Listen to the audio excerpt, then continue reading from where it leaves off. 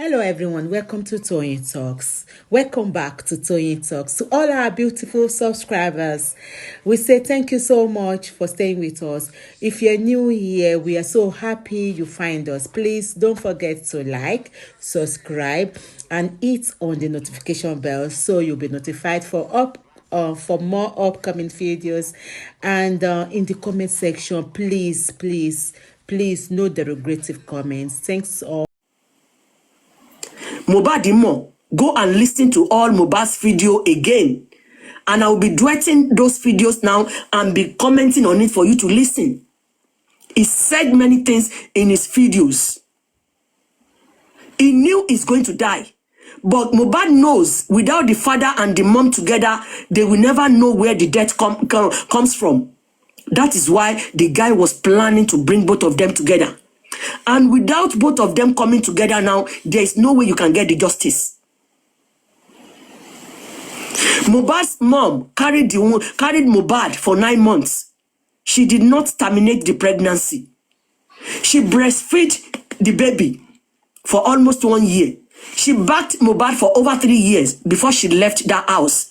The reason why she left, we don't know. Don't believe what Mr. Aloba was saying or has said about Mohbad's mom without bringing both of them together, and we'll be asking them, both of them, questions one after the other. This one is almost finished. I want everybody to listen good. Say to come matrimonial problem. But ọmọ yẹn kó mi àkíhà tí ọkọ yín lè kọ sí yín, kó mi nǹkan kí nǹkan tí ọkọ yín lè ṣe sí yín. Àsálà ló yẹ kẹ́ sá, àsá àṣeyọrí. Báwo ló ṣe fẹ́ sá àsálà àṣeyọrí? Lack of education, upbringing, poverty. Look at Mohbad's mom. If not, pé Ọlọ́run gbógo fọ́lẹ̀ Mohbad, can you even employ her as your help or as your sales guy in the shop? I'm sorry, me if you downgrade there. Me if you downgrade there. Ele tó tún pé ẹni tó ń yà náà, ẹ̀yin ọlọ́pọlọ rírun ẹ tútù débí, mi rí ti yín rò lẹ́ni. Lè kẹ́ sá lórí ọmọ yẹn. Ọlọ́run onímájẹ̀mú ọ̀run gbọ́. Kò sọ́mọ kankan tí gbogbo yín nínú fámìlì yín fẹ́ bí léèrè tó fẹ́ dàbí ìlérí Olúwa. Kò sí. Sí kankan nù yín sì tó yín sunkún ìlérí Olúwa. They are not crying yet. Kò sí ètò sunkún ìlérí Olúwa nísìnyí yín. Kò sí ètò sunkún ẹ̀ nínú yín nísìnyí nínú yẹn bí ẹ̀. Ẹ̀yin bọ́ àké ọbẹ̀ yín lábẹ́ tí. Bẹ́ẹ̀ ni mo sọ fún yín. When it comes to the time that you realize that you is a great loss in your family. Great loss. Yeah. Not in your family alone, but the whole world. Great loss. Great loss for all of us. I shall try láti calm her down.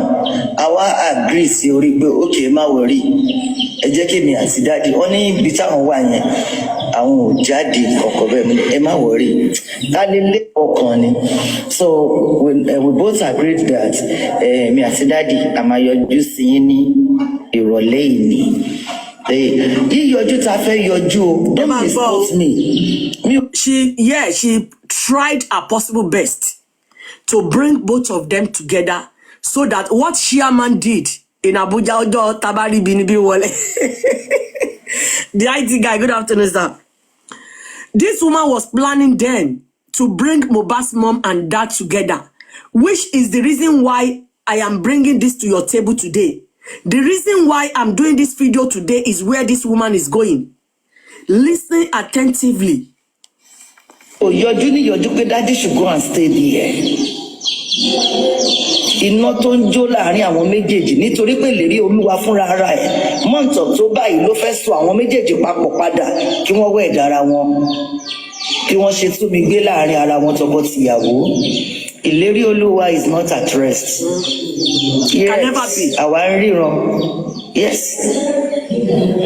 à ń rí ìran tí Ọlọ́run dẹ̀ fi hàn wá confirm ni kì í ṣe ìran tá a lè gbé pamọ́ ká sọ pé àríran a wà nínú ẹ̀ tó rí ìrìnàjò wà nínú ẹ̀ tó rí vision. Ìlérí Olúwa is walking around ó rìn káàkiri ni. Up till now, it's not at rest. This particular video is over 13 months. For you to know on TikTok, I did not start this advocacy on TikTok. I started it from my Facebook on the 14th or 15th of September, if I'm right, last year. And this woman, I was following her back to back then because I was in college full time. I was busy. So I don't really have time to be coming out every day. But I followed everything that was going on in the beginning. So Mohbad was planning to bring both of them together, not for them to be la pew pew. Oh my God, Mohbad knew he's going to die. He was going to die. And the reason why he was planning to bring both mother and father together was for both of them to know what bind him. But yati gbowo, ó ti jẹ dodo kò lè so dodo. Wọ́n ti kọ́wọ́ bàbá wọ kọ̀ṣọ́. Wọ́n ti fi wọ́n lọ́kàn balẹ̀ ọjọ́ tá bá rí ibi ni bí ń wọlé. Wọ́n ti lọ sin ọmọ láì mọ ikú tó pa ọmọ. Mohbad was not a chicken.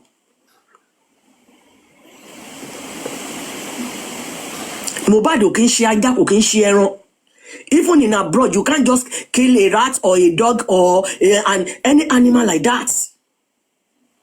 Regardless of education, how poor you might be, ìtarabiamọ ẹni tó bá ní ìtarabiamọ. But kò wọ́n lára bàbá Mohbad láti bẹ̀rẹ̀ pé ikú ọmọ yẹn dùn wọ́n rárá.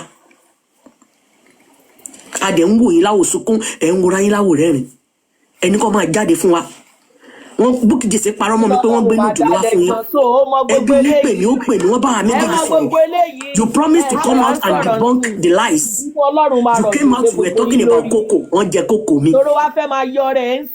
Bàbá Mohbad, nǹkan tèmi ṣe dákẹ́ lórí ọ̀rọ̀ yín ni pé ìdájọ́ yín kò sí lọ́wọ́ anybody mọ́.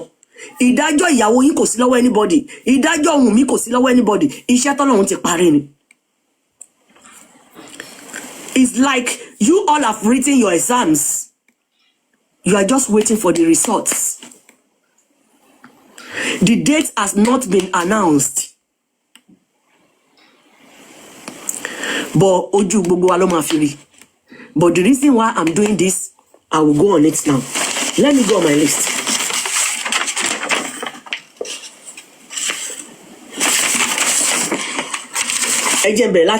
There's one particular woman on TikTok. I met her on TikTok, Rich Grace, if you know her. And there's one particular man they call Babalawo, Tomankpere ni Babalawo Mohbad on TikTok. I met both of them. I couldn't remember how I got to get Madam Rich Grace number. Number. We were chatting on WhatsApp. On WhatsApp, it's not about, we don't prognose, we don't talk anything aside justice for Mohbad. So, my spirit ministered to me one day that without Mohbad's mom in the picture, when I was still talking about seeking justice for Mohbad, and I sat down, I was really worried. Fortunately for me, one day, that Babalawo Mohbad came to my show. And during my live show, I told him, sir, after the live show, can you give me your number? Can you please inbox me your number? I need to speak with you. He said yes.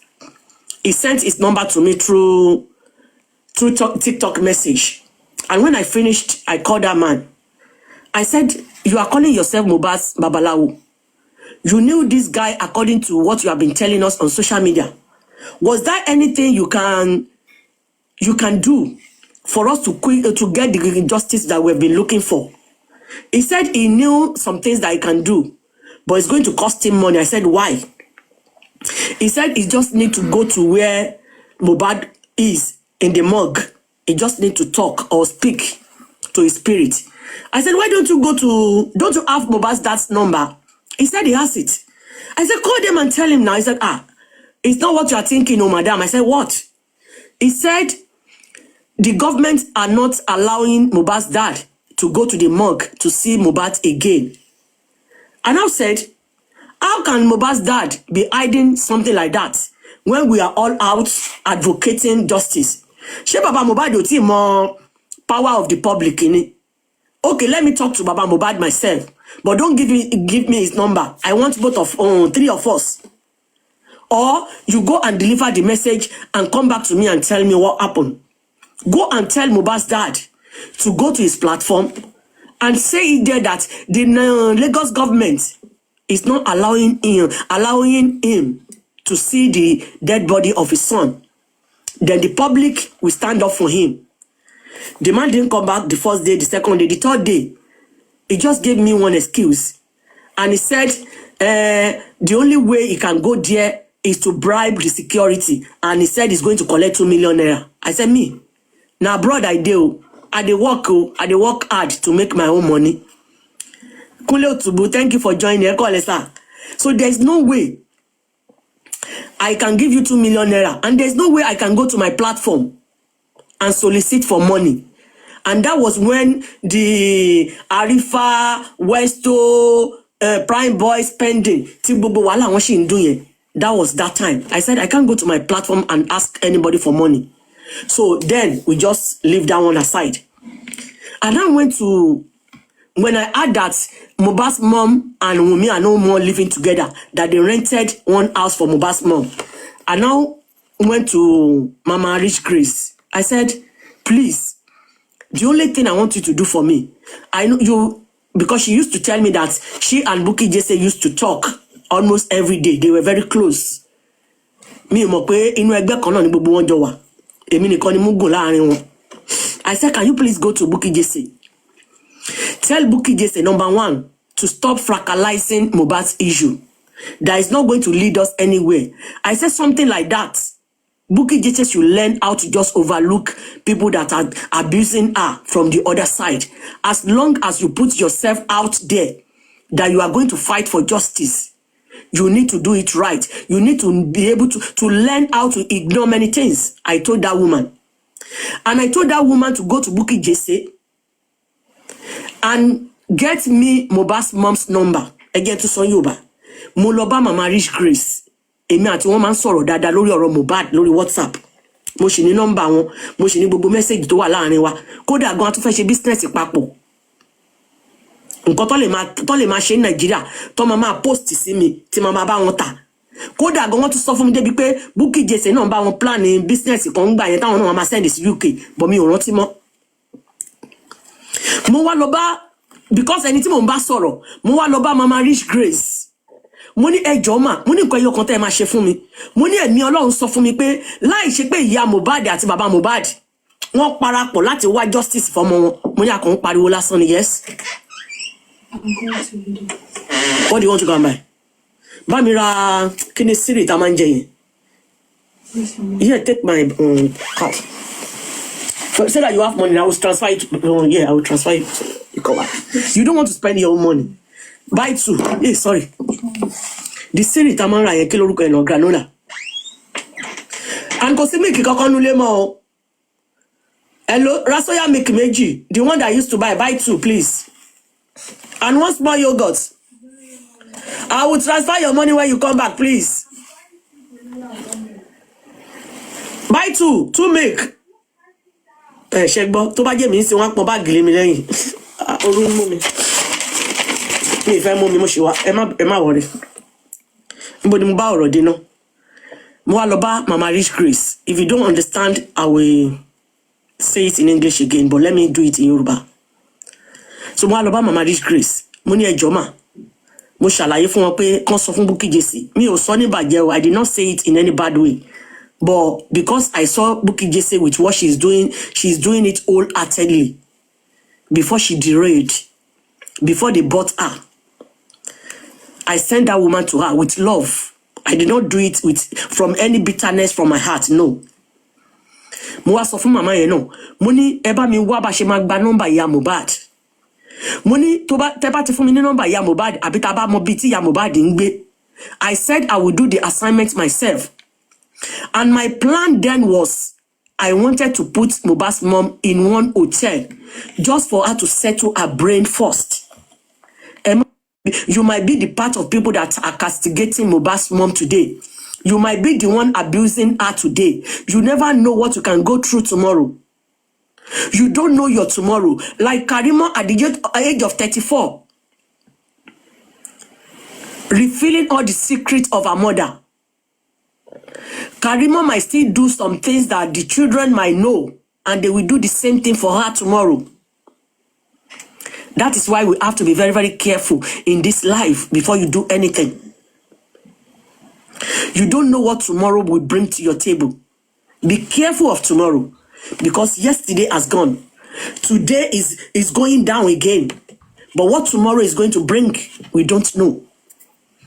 And I said to that woman, I said, ma, please give me Mohbad's mom's number or a house address or wherever she's living. I said I will do the remaining myself. And I promise. Auntie Bank Paro Kolon she dajo for me. Nothing I'm telling you now but the pure truth. They pushed me to what I'm doing today. And I'm not going to come back tomorrow. I want to go back to what I've been doing. Good morning, my lovely sister. Osha mi Osha. Moba Muape Yaye. And the woman said she's okay. But the first day she didn't come back to me. The second day she didn't come back to me. The third day I called the woman. I said, ma, take my number. She said she was on the phone with Bukky just a few days ago. But they didn't even have time to talk about Mohbad's mom, talk less of getting a number. And I knew Atijo Yemutin Furasi Yaye. I want Ibadan Shora fun.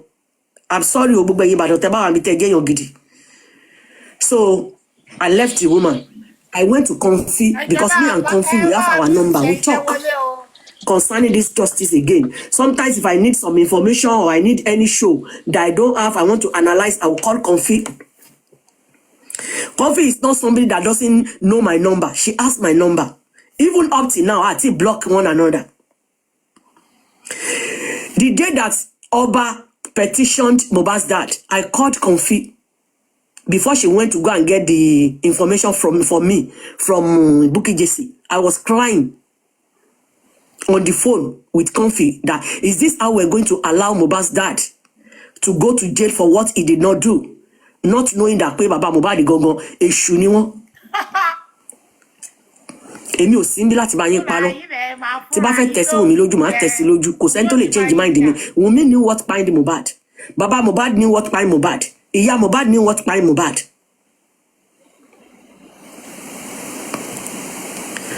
So the woman did not come to me with the number. I now sent message to Comfy. I said, can you please give me Bukky Jesse's number? Comfy send the Bukky Jesse's number to me. I left message for Bukky. When Bukky Jesse came back to me, miss call, I was sleeping. She left message that, sister, I got your message. I'm on my way now. If you can call me back in another 1 hour, it will be fine. By the time I woke up, that 1 hour has passed, has gone. And I left message.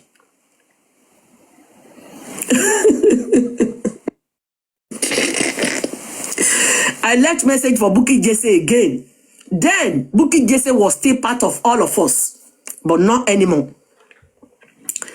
So all of a sudden, that's the last day that I missed Bukky Jesse's call. We couldn't talk. I left message for her that when she's free again, she should let me know. I'll call her. She didn't call me. I don't know what is happening.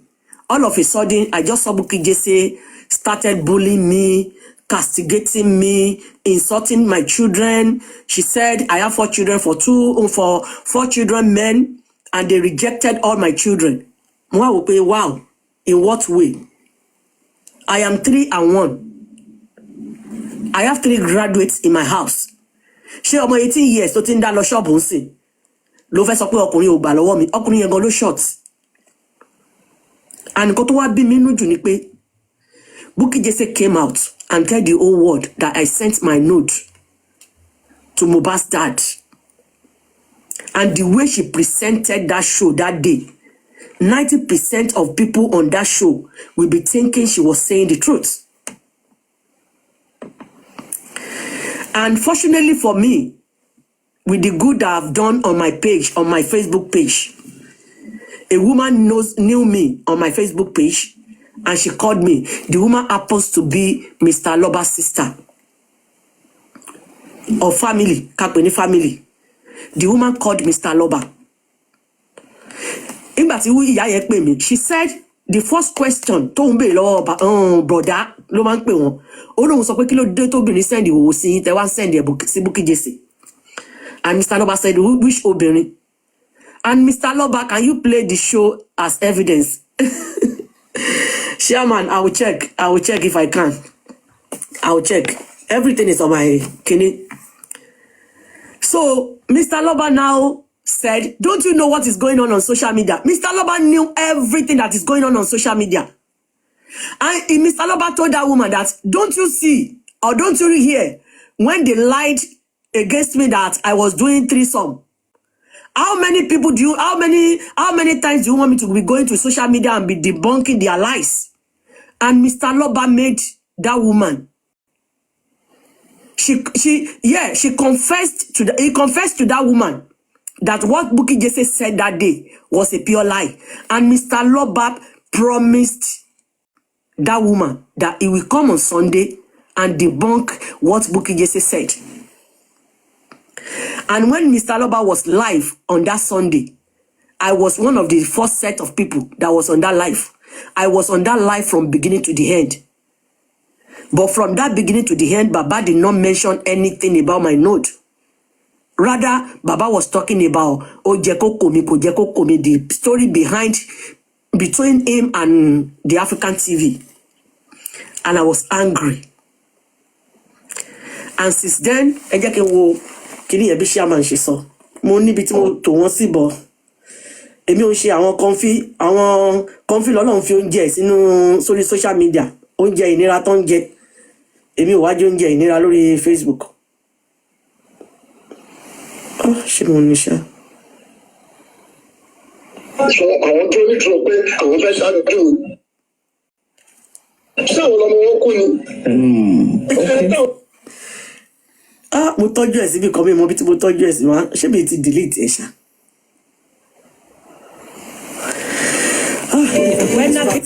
Ẹ má bínú mi ì fẹ́ distraction. Ẹ jẹ́ kí n wo ibi tí máa ń tọ́jú àwọn post mi sí. Nǹkan tẹ́ni play yìí ọ̀nà ẹ̀ jìn. Okay.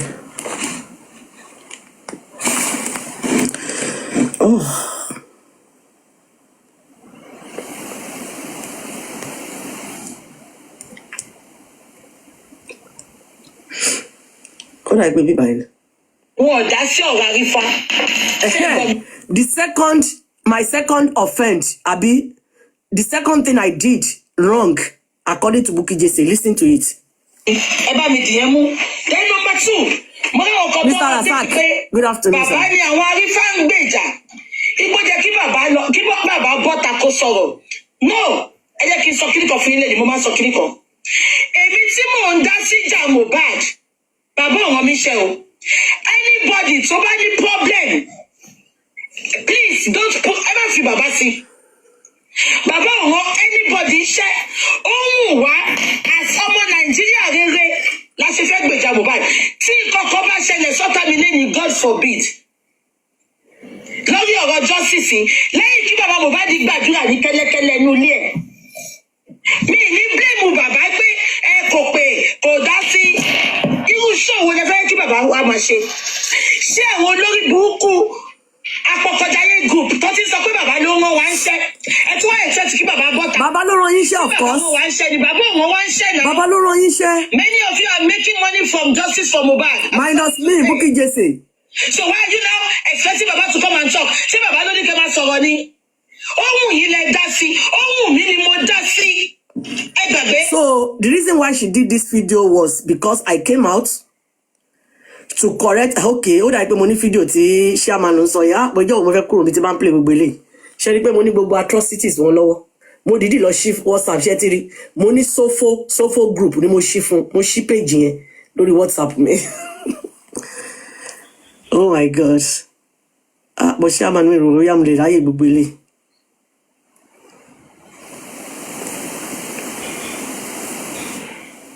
Jẹ́ wọlé.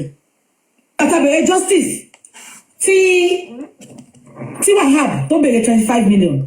Ṣùgbọ́n ọ̀kan la fi fún ní half of the money. Ká sáré sanwó yẹn. before the next corona.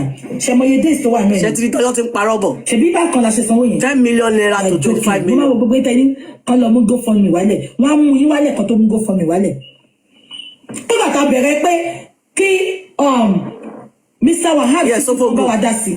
Ṣé wọ́n ti pé a ní àfẹ́jẹ́ kan bá wa lọ before the next corona. Ṣé pé gbogbo ojú 1 week lọ adẹ̀rí half of his money kó sílẹ̀. Ṣé o bí GoFundMe ní ẹni owó GoFundMe gbà yẹn? Kò tí ì débi kankan. Kò ì débi kankan. GoFundMe lélẹ̀ ibi tó ti parọ́ mọ́ mi yẹn ni mi ì mọ ibi tí tó wà jẹun. Eléyìí kan. Ṣé àmàdódà ìpè ibẹ̀ yẹn sì máa gbàgbé fún mi rí tí n bá rí àbí mo ẹ jẹ́ kí n wọlé. Mo chat kan sorry àwọn èèyàn ti they were not siblings wọn ò tán rárá màá dẹ̀ máa fún yín láwọn point mi ní play lẹ́yìn sí mi ráyè yẹn ó ti ẹ̀ pọ̀ ń bí ọlọ́run má fi àti jẹ wá síbi ìnira. So ọ̀tọ̀ ni ẹ má jẹ́ kí n chairman mi ò rí fídíò yẹn but má rí mo lè post ẹ̀ sórí page mi. Bukky Jesse Channel lied that I sent my note to Mr. Aloba, but instead of Mr. Aloba to come out to come and debunk the lies, Mr. Aloba came to come and tell all the story between him and African TV, and I was angry. I was really angry, but I've been looking, but almost 3 months ago, that spirit told me that the job of this justice movement that we're looking for has been done in heaven. He said I should just go and sit down and be looking. And the reason why Mr. Aloba, the reason why I am here today is I want to put 2 plus 2 together. Because ẹ jẹ́ kí n kọ́kí nìyẹn padà mú láti gbé síbẹ̀ àwọn bàbá steam Mr. Aloba steam ok orí Gúrẹ́sì ni màá ti bẹ̀rẹ̀ mo ti fẹ́ bẹ̀rẹ̀ o ẹ bá mi pé àwọn tí kàn máa bọ̀ Gúrẹ́sì ẹ jẹ́ kí n bẹ̀rẹ̀ látòrí Gúrẹ́sì. I have been keeping quiet láti jọ́ tọ́lọ́run ti sọ fún mi pé kí n má dá sí ọ̀rọ̀ Mohbad mọ́. I am not on social media to make any stupid money. I have a lot of things that I'm doing. Don't fún mi lówó. Àìmọye nǹkan tí mo ń ṣe gan tó yẹ pé èmi tí mo ń ṣe gan èmi kọ́ ni mo ń náwó yẹn máa ń fi àwọn owó yẹn ṣàánú ni. Gbogbo àwọn vendors ti máa advertise fún. I have never for one day sit down to enjoy the money. Let me finish Mama Rich Grace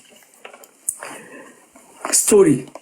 So me and Bukky Jesse, we couldn't talk, but all of a sudden I saw Bukky Jesse on social media blogging me, defaming my character, calling me, lying that I kilo shele.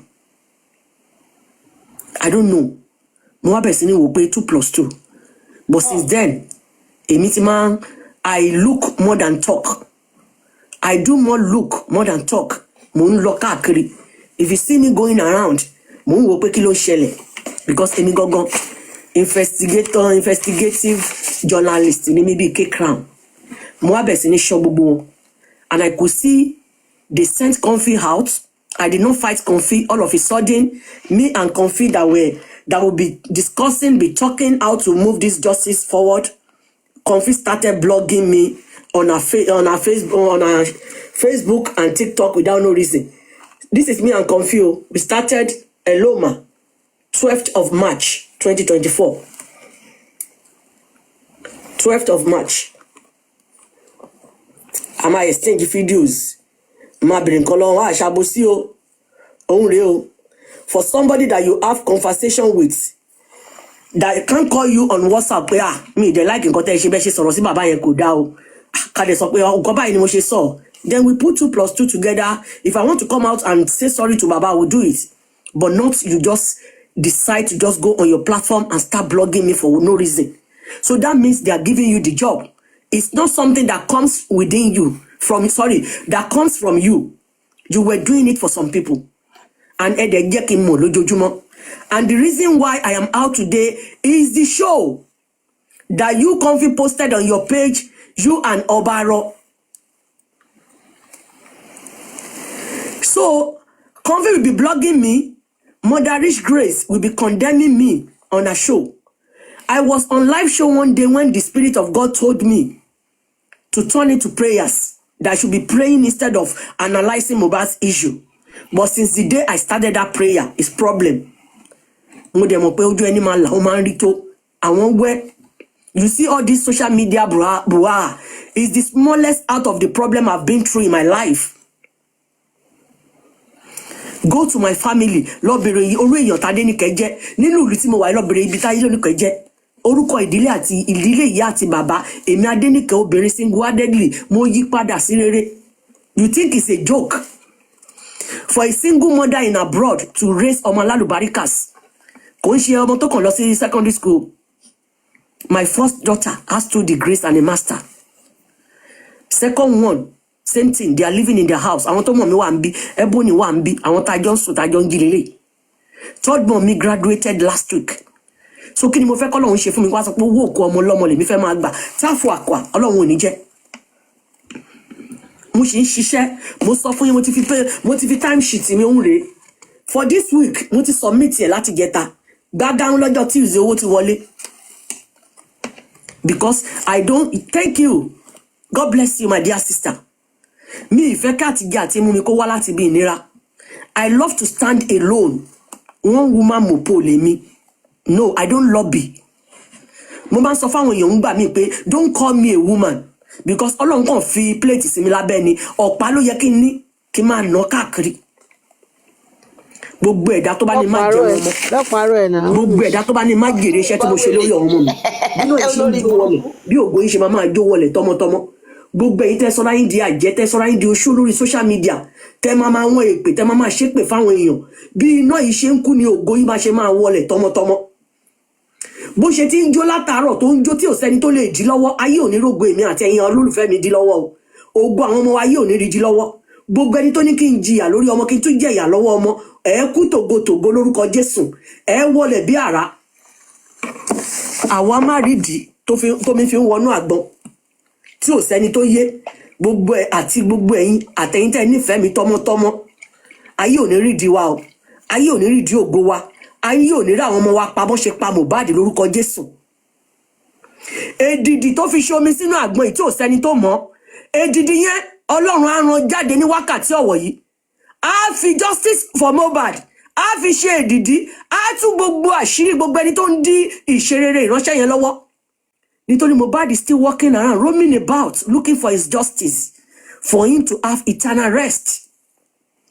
But unfortunately, the whole family, including the wife, they are part of the one that are obstructing the justice. Àwa máa rídìí.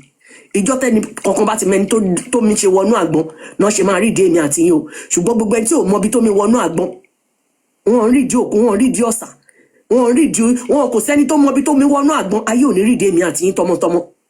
Gbogbo ẹni tó ń fi wáré tó ń gbé wa ṣépè lórí social media ní kọ̀rọ̀ ní gbangba mo dá padà sí ìṣẹ̀dá wọn ní ìgbà 7 agogo rèé tó bá lu agogo gbogbo ará àdúgbò á gbọ́ agogo ìbànújẹ́ agogo ọ̀fọ̀ agogo ìdààmú ìpayín keke lórí gbogbo ẹni tó ń gbé mi ṣépè tọmọtọmọ lórí gbogbo ẹni tó ṣépè fún yín tọmọtọmọ láì nídìí agogo ọ̀fọ̀ kó máa lù ú lé wọn. Agogo máa ń borí eré ni o. Èmi Adéníkẹ́ ni màmá lékè gbogbo ẹ̀yin ọ̀tá mi. Gbogbo ẹni tó yẹ ní kí n fi gbogbo ayé mi ṣiṣẹ́ lórí ọmọ. Kí n má dúró jẹun ọmọ. Ẹ máa nìṣó lọ́rùn dèmi. Ẹ máa ṣubú ara ẹ máa ṣubú ẹ̀mí lórúkọ Jésù.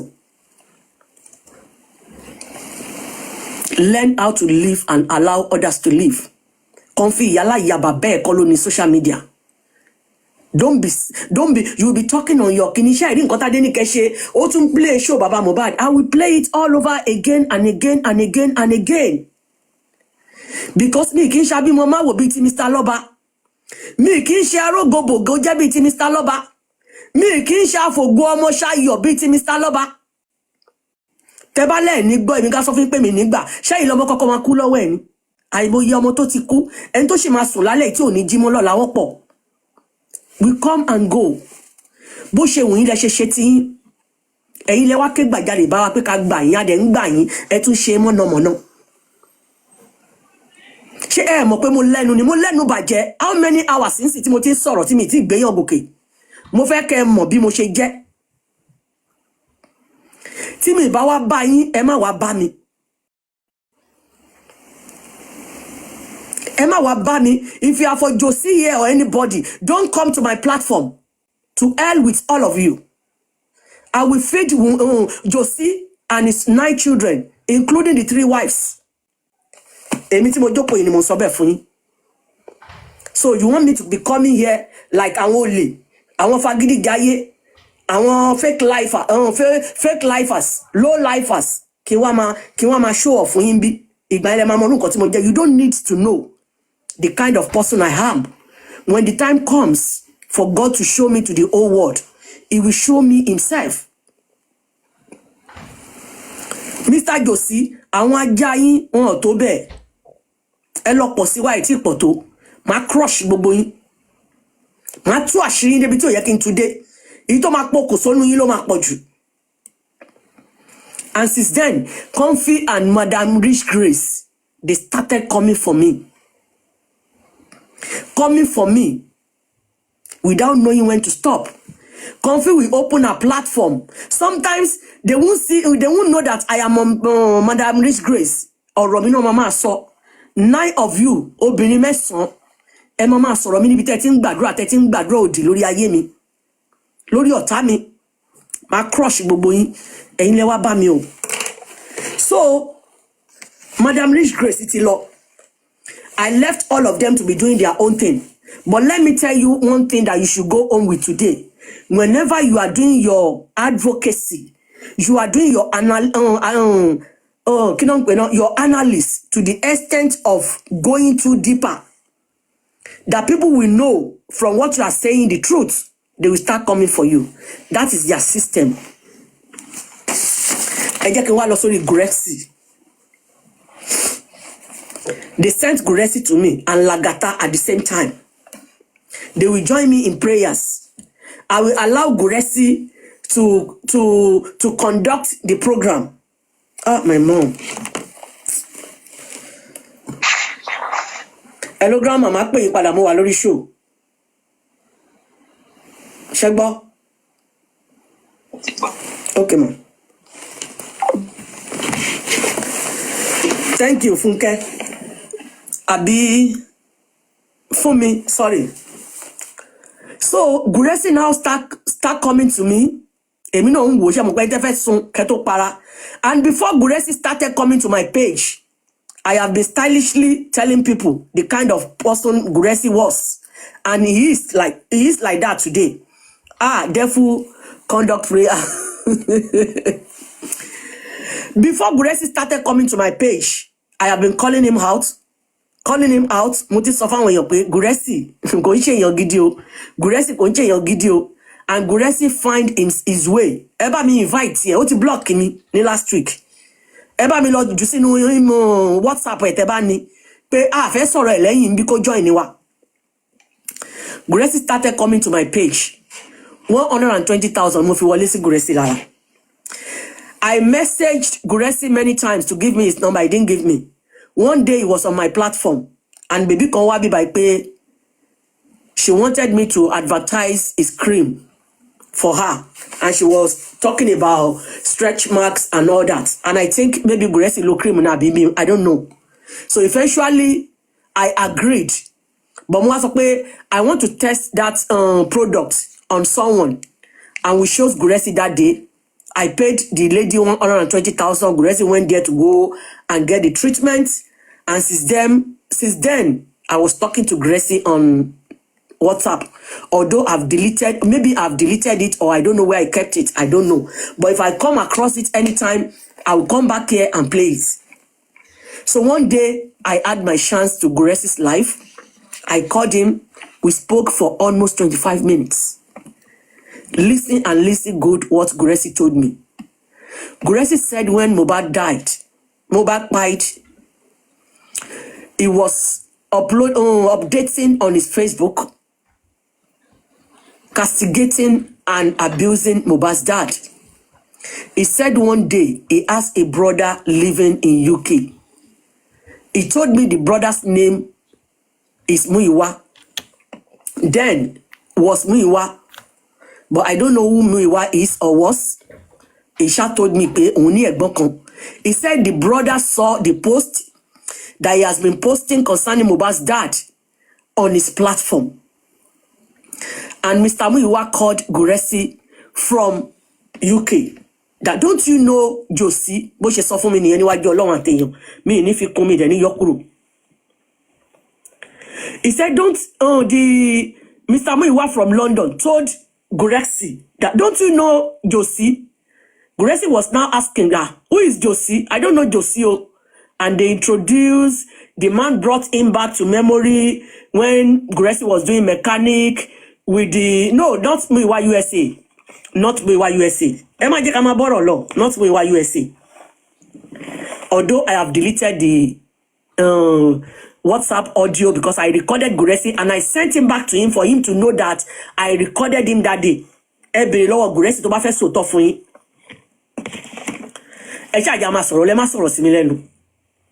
Because ẹ̀yin yọ ẹ̀gẹ́ farabalẹ̀.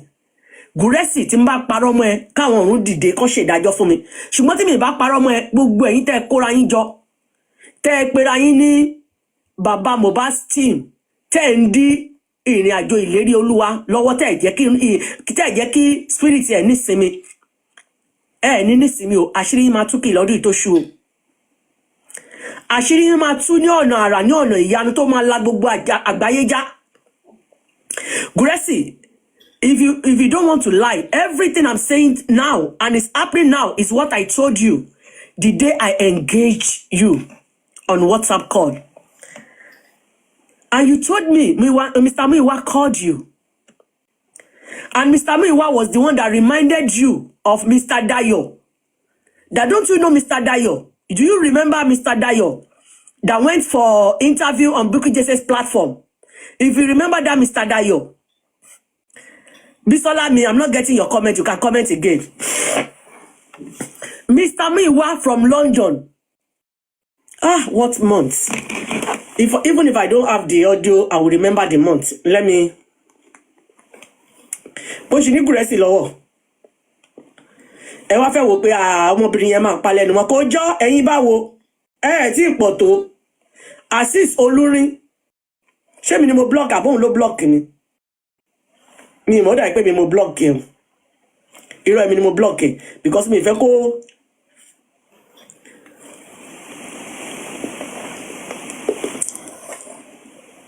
Mumbo, Azeez Olúrin. Okay, that day. Money, hello sir, good morning. Are you free in 10 minutes?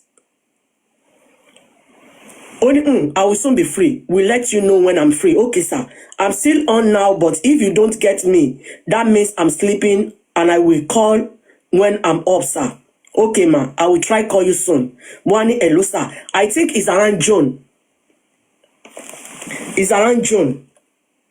Around June. This is around between June. Yeah, June. So, fortunately for me that day, Guresi picked up my phone. We discussed.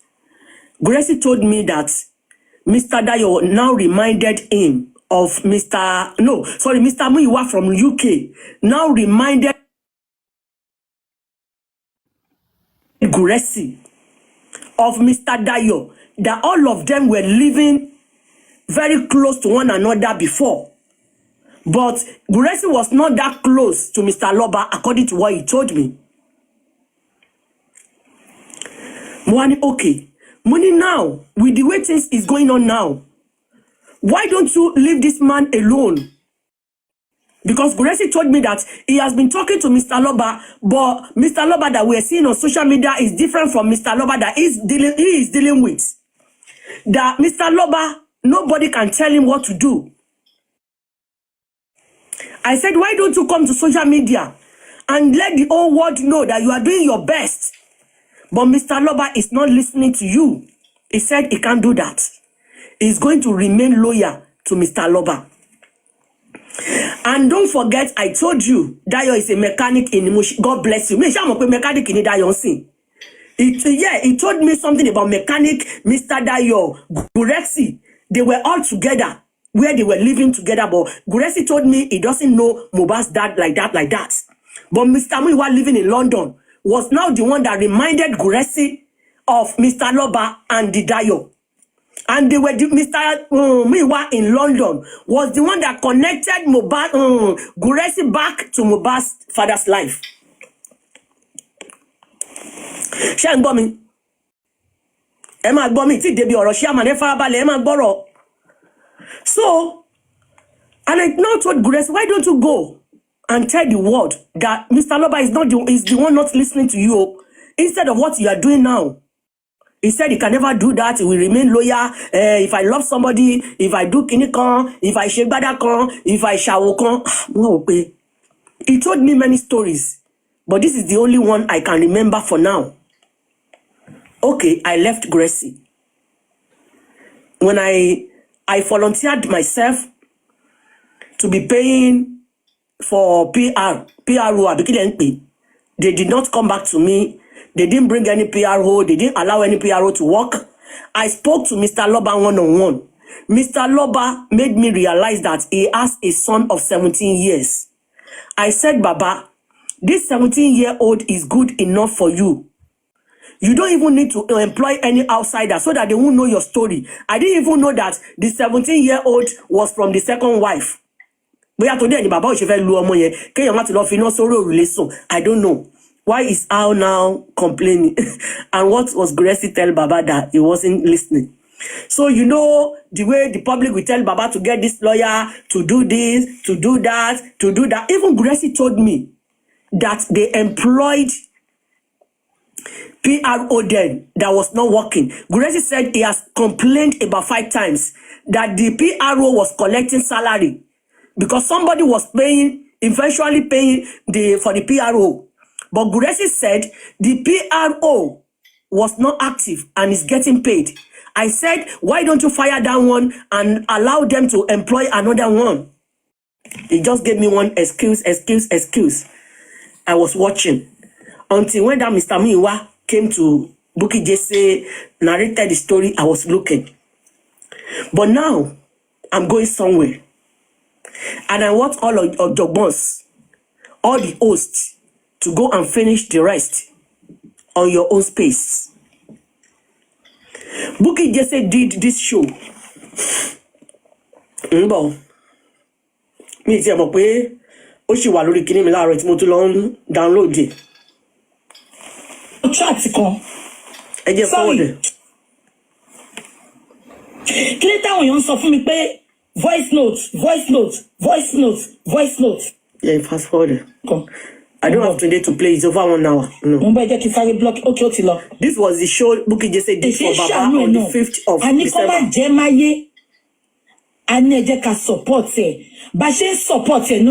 Justice. I will post this show on my page today for you to go and watch. I don't have time to play over 1 hour. Assignment in my party. So that one was gone. You know what Bukky Jesse did? And Comfy. Bukky Jesse Babimbi, ni Comfy non dabo mi. Mo pe kí ló ṣẹlẹ̀. York Daddy, all their team, they formed a group team. But if I go anywhere, I will just be looking. Mon calculate. Now let me give you the assignments. Let me look for one show.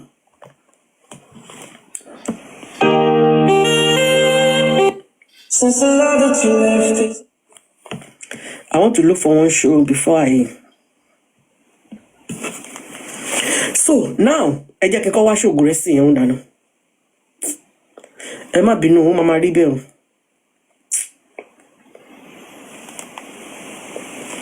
Okay. Guresi ti block mi o because ara ẹ kò tọrọ. Ṣé lè ní ìwé òun?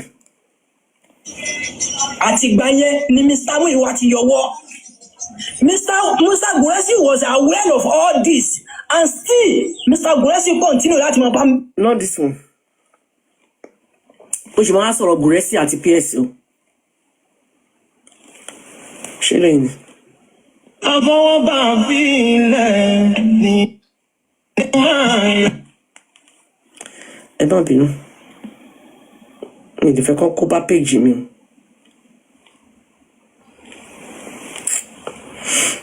We can tell what before now. Fini video, you know. Which I posted recently. I even tagged Goresi. To if message 11 go my block him. Or they block him straight away. Pẹ̀lú Baba Mohbad, the music. Not this one.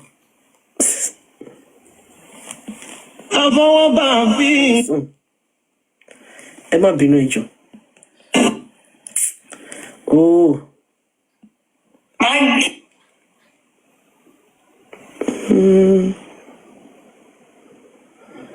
Oh shit. Àtìgbà yẹn ni Mr. Win. Mo ti rí. Kọ́lọ́n jẹ́ sọ̀rọ̀ bóyá lẹ̀ tí.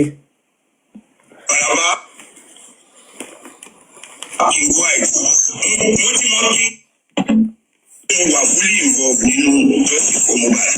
OPC ni Gani Adams. Mo lẹ́gbọ̀n mi blood brother mi ọgbọ̀n OPC from Benbadi.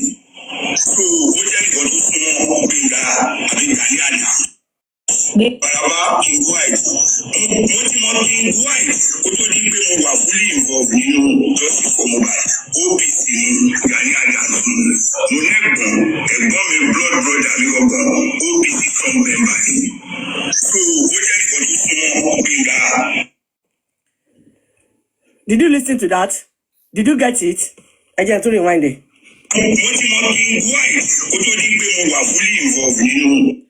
Goresi said he knew King White before he was fully involved in the movement of this justice that we have been seeking for over 1 year now. So let's do the mathematics together. Bukky Jesse did a show when she was still part of us on the 5th of December 2023. After that show, people were thinking maybe Bukky Jesse was trying to satisfy our followers. It's a real lie. Èmi máa fún yín ní mathematics ní ọ̀gá lọ fún yín tú lórí page yín tẹ́ bá ti débẹ̀.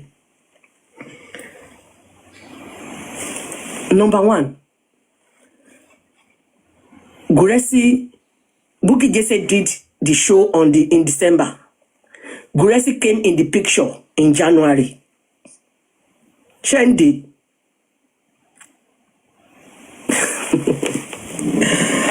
Oh my God.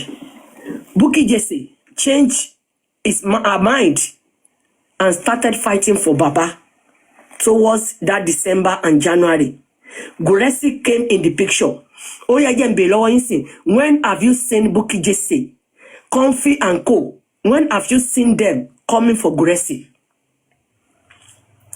And again, to crown it all, go and check the video that Bukky Jesse did yesterday. Let me play the film that I recorded for you. Okay, I just can play it, you know. Question to this video, I came across it on Facebook. I came across this video now over 4 months, and I kept it because mo lon dialogue lórí ẹ̀ lójoojúmọ́ mo lon wò pé kíni nǹkan tó ń ṣẹlẹ̀. Could it be true? Could it be lie? Emma Deo, Bukky Jesse started changing her mind around that January. Oh, this video came out around that January or February. Bukky Jesse was part of us, full part of us before the January. But listen to this audio now. Goresi came in the picture in January. Bukky Jesse started changing her mind towards that January. What is happening? And with the show that Bukky Jesse did yesterday, what Iyabo just said in the video she came to analyze now has to do with this justice. She's not talking about the 30 million naira. She didn't talk about the way forward. Why castigating Iyabo Ojo? Iyabo Ojo can never be my friend. Till many time I will flog her. So I've done my